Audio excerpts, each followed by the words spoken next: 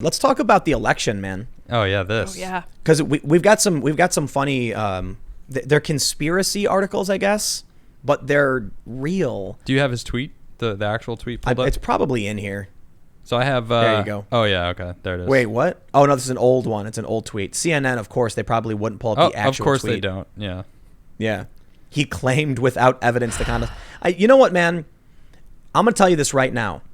The media is lying to you. In 2012, the New York Times wrote, as absentee ballots expand, it's like, I forgot, I'll paraphrase the headline, but it talks about the increase of fraud and error. And in the article from 8 years ago, it says there's a higher margin of failure the more mail-in voting you do. But that was during Obama. Now that it's a serious issue and it's going to cause serious crisis in our election, they keep saying, Trump said without evidence. How many times have I got to tweet this? The New York Times in 2012 said this. NPR said it 2 weeks ago. 65,000 ballots didn't get counted because of no fault of the voter, because the post office screwed up. You know, Jerry Nadler back in 2004 had this long speech about how mail-in voting and paper votes is super easy to fraudulent and be fraudulent. Sounds about right. Yeah. And Nadler said that. And now the media is just relentless in. I gotta be careful here. What I mean by the media is like CNN is one of the most prominent news outlets. They even claim they're the most trusted name in news. Reliable sources. That's what they want everyone to believe. That's why they make it their slogan. Yeah. Well, to be fair, Fox keeps saying fair and balanced. So like, make sure you think that too. Yeah. But the reality is there's a ton of evidence right now that mail-in voting is going to be a disaster for this country. 100%. It's already happening. I agree. The New York Times and NPR have recent articles talking about this. Paterson, New Jersey, they canceled 20% of the vote. That's crazy. So Trump says that it's going to be the most. I have it right here. Yeah, I'll just read it. This is verbatim. With universal mail-in voting, in parentheses, not absentee voting, which is good, end parentheses, 2020 will be the most inaccurate and fraudulent election in history. It will be a great embarrassment to the U.S. And then the question is, delay the election until people can properly, securely, and safely vote? Question mark. One more. There's 3 question marks. There's 3. Oh, Oh, wow. well, that seals the deal. Yeah. I mean, that's how big of a question it is. Pretty big He question. didn't say who would. He didn't say he would. He didn't say it would be done. It was a question. 3, yeah, a 3 question mark question. And he basically didn't even, it's not even a full sentence. That's right. So that's the point, right? Yeah. Maybe he meant Congress should do it. Congress can do it. Maybe that's what he meant. Good point. No, but they'll jump to the worst of the worst that Trump demands that Yeah. we delay the election and throw the whole American system out the window. Yeah, So he's the one trying to do that, Congress. Sure. To be fair, CNN says Trump floats delaying election despite lack of authority to do so. Technically, this is interesting because I didn't see media like CNN or other outlets complaining about Directive 51 when it was signed by George W. Bush. Scary. I'm going to pull up this here Wikipedia from National Security and Homeland, Presidential Directive 51, and it just says reception. The signing of this directive was generally not covered by the mainstream U.S. media or discussed by the U.S. Congress. While similar executive security directives have been issued by previous presidents with their texts kept secret, this is the first to be made public in part. It's unclear how the National Security and Homeland Security Presidential Directive will reconcile with the National Emergencies Act, a U.S. federal law passed in 1967, which gives Congress oversight over presidential emergency powers during such emergencies. The National Emergencies Act is not mentioned in the text of Directive 51. Directive 51, to put it very, very simply, makes the president I'll exaggerate, emperor, I guess. The God Emperor, Tim. God If King. you're going to say it, the God Emperor King Trump. Have you seen the thing they did in, what was it, in Poland, I think it was? Yeah, the giant Trump with the armor and the sword or whatever. Well, after we talked about Mecha Trump the other day, I was like, show me your art of Mecha Trumps. And I saw countless videos of that. There's some Japanese animes that he's into. Of Trump? He's like a Gundam Trump. It's pretty So check cool. it out. Directive 51 has broad language that basically says the president will oversee the coordination of all branches of government.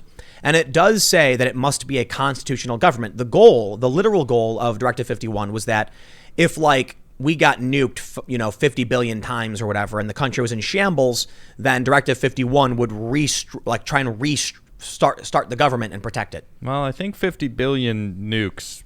Well, little ones, very little ones. Oh, okay. Very, very small, tiny nukes. nukes. Yes, just like okay. pop, pop, pop, Sure. Yeah, Yeah, but still doing little enough damage. popcorn nukes. Death by 50 billion nukes. Popcorn nukes. Yes, pop, pop. You're like, oh no, it's happening, and everyone's Popcorn nuke.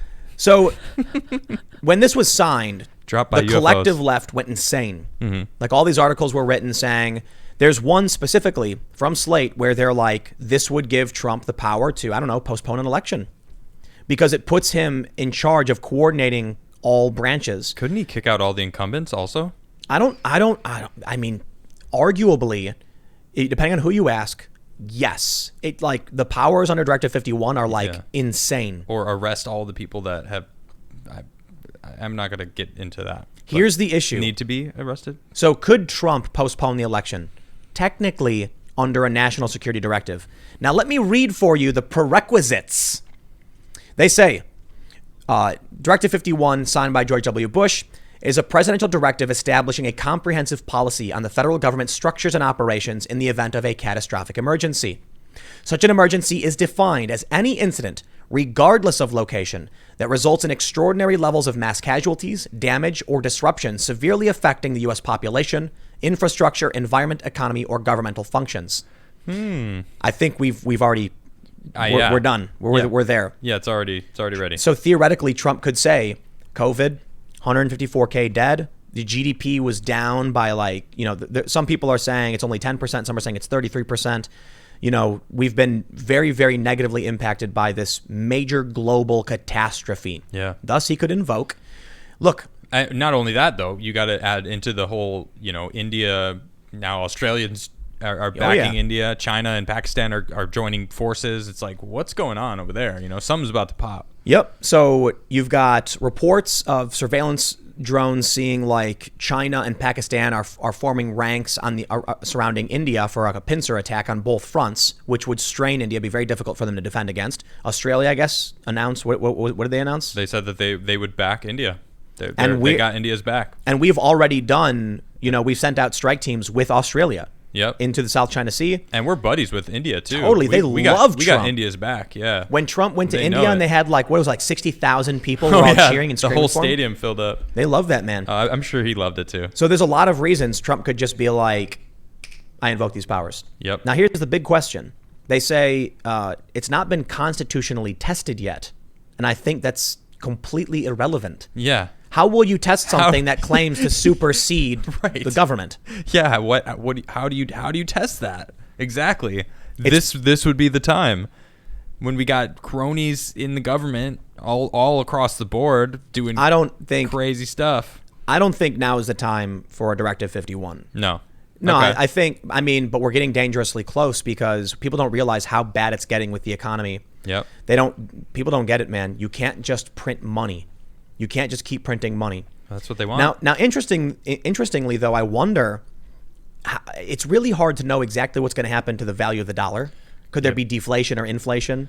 Because the dollar becomes worthless, will people just start demanding ridiculous amounts of money? Or because there's no services available, people are willing to do jobs for dirt because they're desperate for work? It's hard to know for sure. Good point. You might have people being like, I'll take minimum wage now, which could theoretically deflate the currency. But regardless, basically, everybody agrees. When you print money like crazy, you're starting to destabilize the economy and shatter confidence.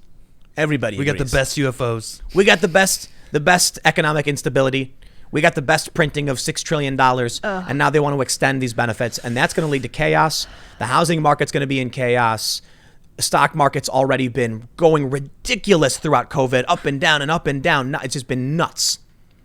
So are we getting close to the point? Here's the question. Do you wait until after everything explodes to invoke 51?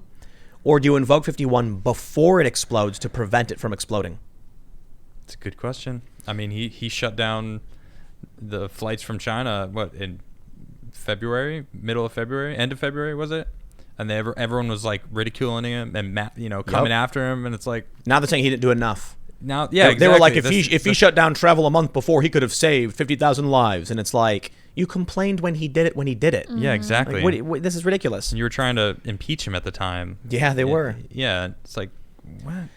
Yep. I'm so sick of the left. So here's the big question. Democrats. If COVID is really as bad as they say it is, Go on. It's really as bad as they say it is, that it's causing all these, like it's the end of the world, basically, that we've all got to bunker down. And it's what we're on, like day 134 or whatever of the 15 days to slow the spread. Yep.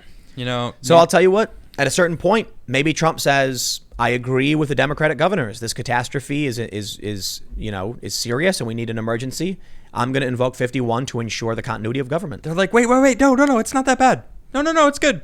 No more masks. We're good. What they'll do is, listen, like they mention over on this article, what they'll do is Congress will invoke the National Emergencies Act, which gives them oversight over presidential emergency powers. What will happen is they'll argue they have authority. Trump will argue he has authority, and then lines will form. I got this. Ready? Can I get my foot? Yeah. Civil War. Yeah. Aliens. Civil Maybe War. both. Yeah. Why not both? Maybe both. And some popcorn. Maybe that will be the final unifier. We're ready. We'll start running at each other, and then the sky will light up, and we'll be like, whoa. The UFO comes down, and then starts spinning in front of me. A Proud Boy and Antifa will link arms and go, "Let's do this!" And they'll turn and they're shooting. The Proud Boy's got like an AK and he's shooting at the aliens, and Antifa are throwing mortars. Yeah, and they all team up, united against the alien threat, because the aliens, I guess, are some kind of political ideology that both oppose. The aliens are liberals. There you go. Okay. So the far right and the far left are like, no, liberals, moderates. And they go up against them. Moderates. You know what, man? A lot of people have asked me when I tweeted about this, like, technically Trump could do anything he wants if he invokes these emergency powers. Yeah. I don't think he will, because I think the true intent of 51 is like when you wake up and, the White House has been wiped off the map by some kind of crazy, what do they call them? Rods, tungsten rods from God. Yeah, the tungsten rods. It like slams in the White House, boom, like DC is gone, and you're like, what's the government? And then whoever is like 87th in line of succession for the presidency invokes Directive 51 to like balance out the government because everything's been purged. Okay. Like the Division, right? Yeah. So if you guys are familiar with the game, the Division, that's the storyline basically. Mm-hmm. The virus, what in that game, in the first one, the virus wiped out just New York, right? Or it hit everywhere? I think the ground zero was New York. It's been a long time since I played that game, so I don't remember how widespread it was. But in the second game, I mean, DC was wiped out too. Right. So yeah, and there's like nothing left. Yeah, they spread it on the bills and just released it on Black Friday. I think the real idea of what Directive 51 is, it's like 90% of the population is gone, the city is in ruins, and some dude in a backpack is like, I'm 37 millionth in line of succession for the presidency. Yeah, because he worked in the mailroom in like a post office somewhere. Duly elected postal worker. He's a postal commissioner or something. Duly elected. He's a postal ombudsman from like a small town in Arizona or something, in a desert town. And now it falls on, he gets a phone call one day and they're like, I guess it's you? Like, we went down the list, 40 million people. And you are the designated survivor, sir. Some guy. Come with us, President. Yep.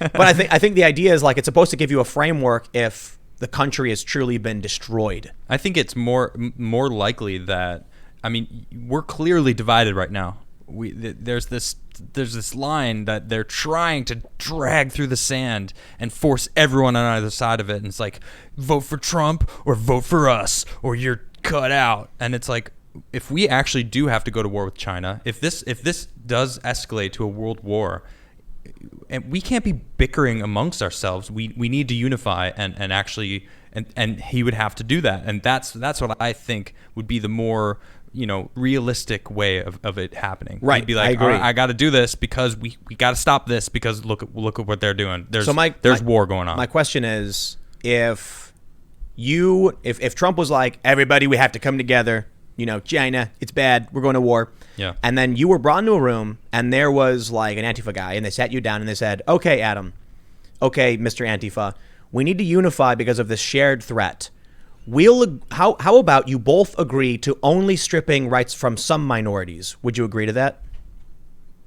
No. Well, to be fair, look, the progressives in California want to take away civil rights protections. So we have to compromise. So which civil rights protections are you willing to strip from marginalized people? None. Well, it looks like we're not going to be able to unify, are we? The polarization in this country is that extreme. That's a good point. I mean, it's pretty insane that there's a line of being of actually taking away the rights that they themselves fought for. Not them. No. Yeah. You're the shoulders they're standing on. That's who I'm talking about. They're not giving due respect to those people, and that is a shame. You know? And so answering that question, it's tough. I don't want to take anyone's rights away. They earned those rights. We all earned those rights. Maybe not me, but that's when I look at the flag, I know what was put into that flag to show, where we are now. So with what's going on, one of the things I've often talked about is how they've been expanding the language of civil rights in a lot of states and cities, particularly around gender identity. Okay. And one of the things I've often said is that it's some people call it like circle theory or horseshoe. The closer you get to one side, it goes the other way. The more they try to expand civil rights, the more they actually take rights away, because there needs to be a limit to guarantee certain protections to certain groups. So the easiest way to explain it is, if they're going to say that you can play in any league you want, any sport league, based on how you identify, then the initial protections females had, specifically, are removed, because now anyone can play against anyone again. Right. So we start with like track, and men dominate it. So they say, okay, we'll make a specific group just for women. Mm-hmm. Then they say the definition of women is changed, and now biological males are women. Therefore, then that protection is no longer existent. Yep. Because now all you've done is had A tier, B tier, C tier track teams. Well, if I was a woman and in sports, I would be pissed about that. Oh, and they're suing, and a lot are, and they're challenging Title IX and stuff. Yep. But I bring this up specifically to say, under the guise of expanding civil rights, they've actually begun to remove civil rights. And then they argue that, but white females are privileged or whatever, and that they start changing the science and arguing about it. And now we've literally come to the point where they're actually rescinding. They voted to strip away California's civil rights legislation from their constitution. Craziness. Now, I don't want to keep rehashing that conversation. The point is, as we get closer and closer to some kind of conflict, Trump delaying the election, whatever happens, is there a point at which you, all of you watching, would happily sit down with one of these progressives when they say, okay, let's compromise. I vote that we take away those rights. You're going to be like, whoa, no, absolutely not. Well, you got to compromise on something, right? We got to meet halfway if we're going to come together to go up against a greater enemy. Well, I don't think that's part of the problem. I think we should absolutely keep bringing it up, keep talking about it until it gets overturned when we vote. Because people don't. You even said it yourself. You talk to these people on the left that about affirmative action. Do you know how they're trying to repeal it? No, what are you talking about? Well, they're not trying to repeal. What do you mean? Well, they're trying to amend it. Excuse me. They're trying to repeal. There's nothing to do with affirmative action. I know it doesn't, but that's what they're calling it, though. They'll say, that's the problem. Would you be in favor of restoring affirmative action in California? Yes or no? It's like, define restoring. What exactly are you doing? Well, they're striking certain words from it. Here's how the polling would work. The pollster would say, are you in favor of supporting the affirmative action amendment to allow affirmative action in California? They would say yes. Then they would publish it saying 75% support stripping civil rights law from the Constitution. Right, exactly. Because they don't know what they are talking about. It's the problem. What I'm specifically referencing is how the question is framed specifically so that you end up supporting something in any other terms oppose. Right. So if we're sitting in the room and I'm sitting with Mr. Antifa on the other side of the room, and they go, well, how about this? What about this? Would you agree to at least compromise and repeal, or not repeal, whatever they're doing? What are they just striking a couple sentences? Yeah. Right. So it's actually a big section. Yeah, it's a chunk, but it should stay.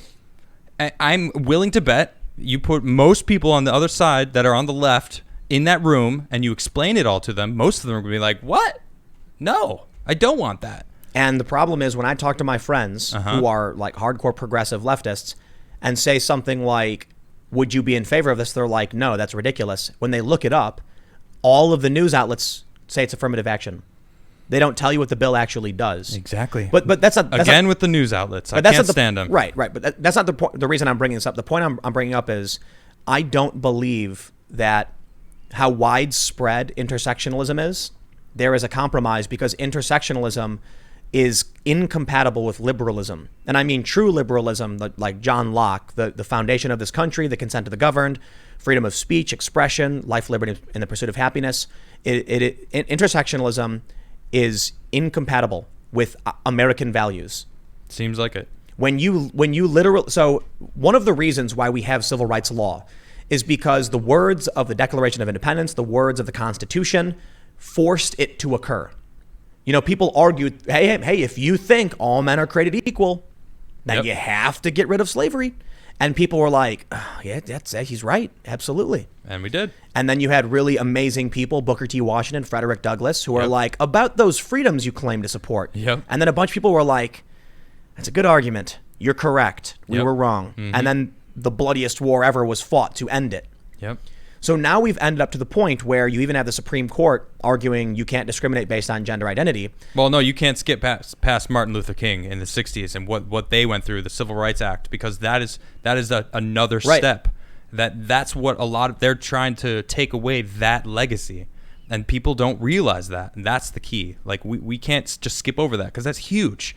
Because they weren't created equal at that point. You know, there was still segregation. There was still discrimination. The laws weren't. Right, exactly. And that's what affirmative action was. It was stopping that. It was making it clear that all men are truly created equal, period. And that men is a reference to human beings, not males. That's correct. Well, also, now they want to change all that. Right. They want to strip away those rights that were granted.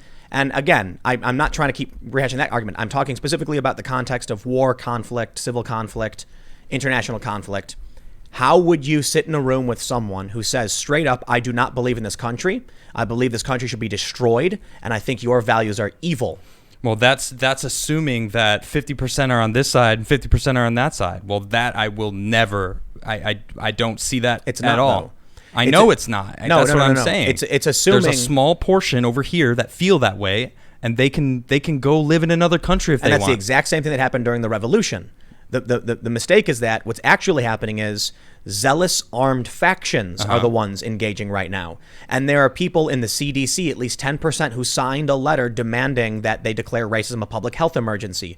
The Army has an office of diversity, that all of these major brands are supporting this. And whether or not the individuals do, they have bent the knee specifically to this. Every major league sport now coming out bending the knee, literally bending the knee. That's what's so hilarious about it. They were like, get on your knees. And they said, okay, and did it. And are there enough of the fringe far left extremists to wage an insurrection of a legitimately crazy scale? And I think most people will do nothing and say, leave me alone. And it'll come down to who wins. Thanks for checking out this clip from the Timcast IRL podcast. We do the show live Monday through Friday at 8 p.m. If you want to catch the full show, tune in to this channel, subscribe, hit the like button, or check us out on iTunes and Spotify, and we will soon have this podcast up for free on all podcast platforms. Thanks for hanging out, and we'll see you all in the next episode.